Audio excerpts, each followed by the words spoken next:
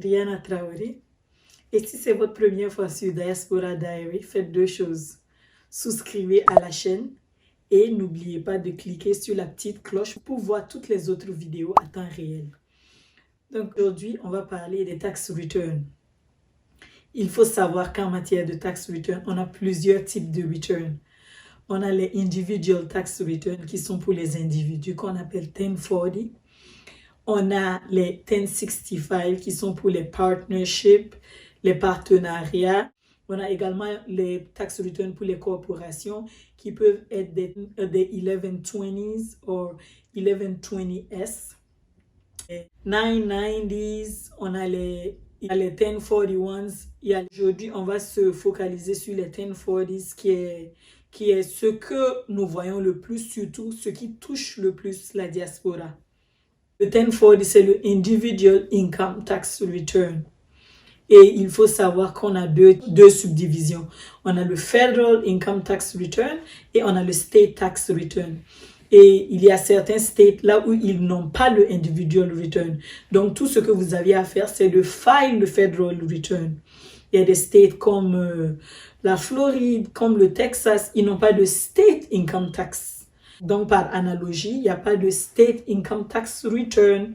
Tout ce qu'il faut que vous fassiez en tant qu'individu, c'est de file votre Federal Return, votre 1040. Qui doit file les tax returns?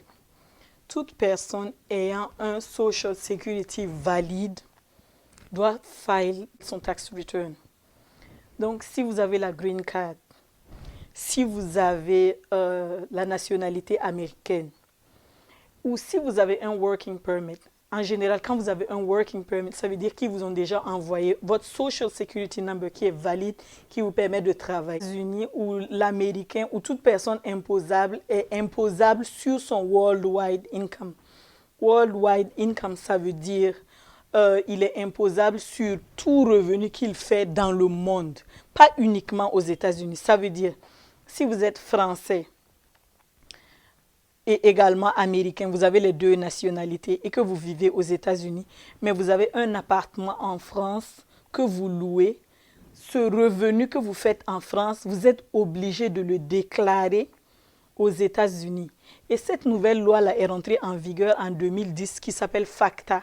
FACTA, c'est pour Fair Accurate Credit Transaction Act. Et acte-là, c'est une nouvelle loi qui est rentrée en vigueur en 2010, comme je disais tantôt. Il faut que vous déclarez votre worldwide income. C'est vraiment important parce que si vous ne le faites pas, disons en France, là où l'argent de ce loyer tombe, ils vont en fait relever tout et le montant qui est dans votre compte et ils vont l'envoyer à l'ARS. Et si vous n'avez pas déclaré ce revenu et que vous faites vos tax returns, l'ARS verra ça comme si vous avez understate. Ça veut dire que vous n'avez pas tout déclaré. Et il y a des pénalités sur ça. Il y a des pénalités. Il y a l'adresse qui est là où ça part. Ça part au niveau de l'ARS. Ça part au niveau de l'ARS pour le Federal Income Tax Return.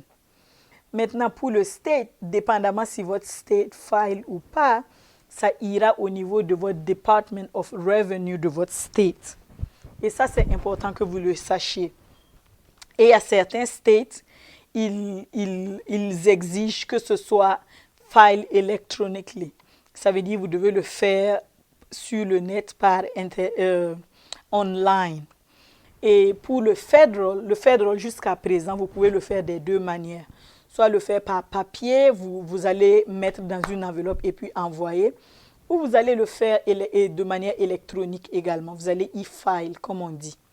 Mais en général, ce qui est beaucoup plus rapide, c'est toujours recommandé de le faire e-file pour qu'il n'y ait pas de risque que votre lettre se perde sur la route et tout ça, ou qu'il y ait des risques que vous mettiez l'adresse, une mauvaise adresse. Ce que vous pouvez mettre sur vos returns. En général, quand vous allez faire vos returns, vous devez mettre vos enfants. Vous devez mettre vos enfants qu'on appelle dependent. Donc, vos dependents seront sur votre tax return. Il y a une partie là où vos enfants sont. Donc, tout enfant, je reprends, tout enfant de 0 a jusqu'à sa majorité, 18 ans, peut figurer sur votre tax return et doit figurer sur votre tax return. Tant que l'enfant n'est pas émancipé ou l'enfant ne vit plus avec vous, normalement, vous devez mettre cet enfant sur votre flexibilité.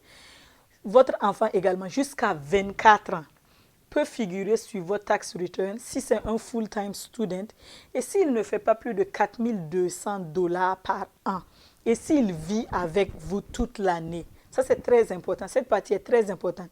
S'il vit avec vous toute l'année, les 12 mois de l'année.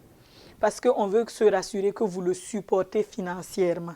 Parce qu'on ne peut pas vous donner des tax breaks, comme on dit, pour quelqu'un qui ne vit pas avec vous. Ça veut dire que qu'il n'est pas à votre charge. De vos dépendants, vous pouvez également mettre toute personne vivant avec vous qui est à votre charge toute l'année. Il faut que la personne soit un résident ou, comme ce que je dis, il faut qu'il ait un Social Security Number. Ça, c'est vraiment très important pour la partie de vos dépendants. La number. Donc, toute personne, par exemple, si vous avez votre père qui vit avec vous ou votre mère qui est un senior, disons, qui ne travaille pas, qui vit avec vous, vous pouvez le déclarer sur vos tax returns. Ou pour un homme et que vous avez, disons, une petite amie, mais qui ne file pas ses taxes à part, vous pouvez également l'ajouter sur vos tax returns comme dependent si la personne ne travaille pas ou la personne fait moins de 4 200 $ par an. Vous pouvez mettre cette personne-là sur votre tax return. Now, au niveau de la diaspora, qu'est-ce qu'on remarque? Il y a beaucoup de gens qui mettent... Vous savez qu'il y a beaucoup de gens qui viennent accoucher aux États-Unis. Donc, ces enfants-là, est-ce qu'on peut les mettre sur nos tax returns? Il y a beaucoup de gens qui me posent la question.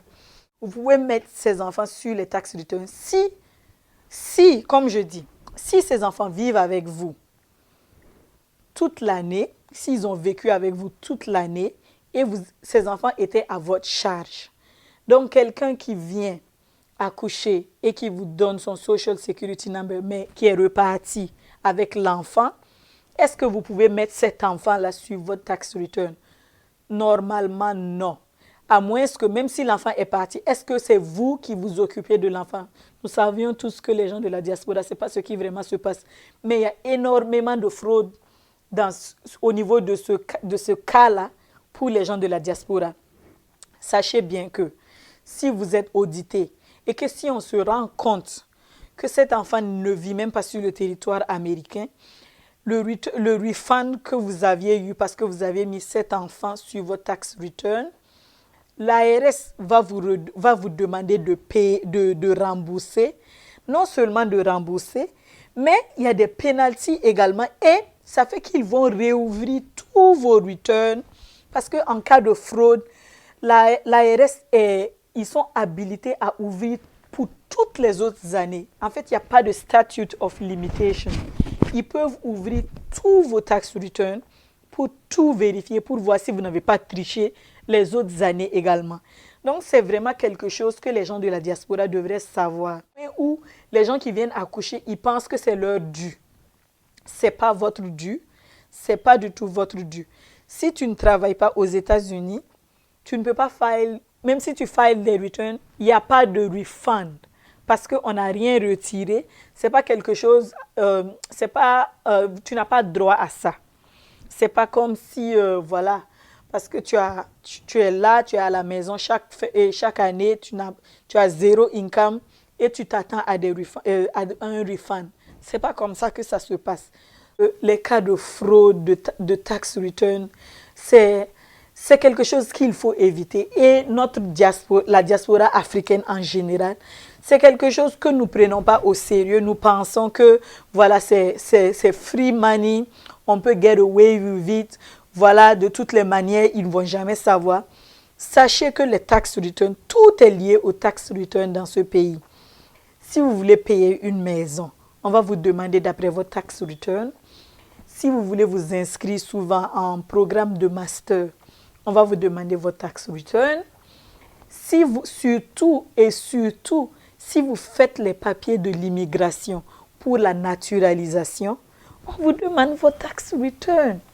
Donc, pourquoi prendre le risque pour 2 000, 3 000 $ pour gâter son avenir? Et il y a beaucoup de gens aussi qui font d'autres trucs ou bien qui se retrouvent. Il y a 2 personnes qui ont file pour le même enfant. Et voilà, ils sont dans un engrenage qu'ils n'arrivent pas à gérer. Et donc, c'est vraiment quelque chose qu'il faut qu'on sache.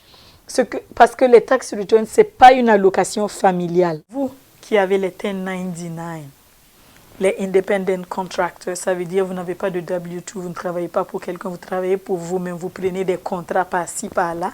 Ça veut dire que vous remplissez des 1099. Beaucoup de gens, quand ils remplissent le 1099, ils gonflent leurs dépenses, leurs expenses, qui fait en sorte que leur taxable income est toujours égal à 0 parce que leurs dépenses dépassent toujours leurs revenus. Et ce qu'il faut que vous sachiez, c'est que l'ARS a un algorithme. Ils ont un algorithme qui leur permet de trier les returns qui semblent être frauduleux. C'est comme ça que ça marche. C'est comme ça que les gens se font auditer. Et quand ce sont ces types de returns-là il y a beaucoup de gens, il y a beaucoup de returns qui vont passer, on ne va pas vous attraper. Mais quand ils vous attrapent, vous devrez rembourser tout ce que vous deviez et puis ils vont venir sur votre lieu de travail. Il y a vraiment beaucoup de choses. Les audits, ils sont vraiment très, très sévères. Ils peuvent venir sur votre lieu de travail. Ils peuvent, si vous dites que c'est ce que vous faites, ils vont tout détailler. Maintenant, l'ARS même, ils ont des auditeurs qui sont comme des détectives privés qui vont venir pour voir votre activité, qui vont venir tout contrôler. Donc, je tenais vraiment à dire à cette diaspora, à notre diaspora africaine, surtout qui est aux États-Unis ici, pour une histoire de 1000, 2000 $, vous n'allez pas compromettre votre avenir, vos papiers, votre nationalité, votre naturalisation pour ces petites choses-là. J'encourage vraiment tout le monde, toute la diaspora africaine, surtout francophone, à faire attention à ces choses-là. Et les personnes chez qui vous partez pour file vos taxes, rassurez-vous que ces personnes-là ne vont même pas vous pousser dans l'illégalité. Parce que souvent, ce sont ces personnes-là qui vont vous dire « Oh, moi, je peux te faire gagner 10 000 $, 20 000 $ à la fin de l'année. » Parce qu'ils ne font pas des choses claires. Ils vont gonfler des choses qui ne sont pas du ressort de l'ARS. Mais malheureusement, c'est vous qui signez le return. Et quand vous signez le return, c'est vous qui êtes liable. Ça veut dire que quand l'ARS va auditer votre return, c'est à vous que les pénalties incombent. Ça n'incombe pas à la personne qui vous a aidé à faire les tax returns. Parce que le tax return, c'est ce qui vraiment nous lie ici aux États-Unis. Tout ce que vous allez faire dans ce pays, vous avez besoin de ces returns-là. Donc, vraiment, merci à vous de m'avoir suivi aujourd'hui. Et restez connectés pour d'autres informations, d'autres sujets qui touchent notre diaspora africaine. Si vous ne l'avez pas encore fait, cliquez sur la description en bas, souscrivez et sur la petite cloche. Merci.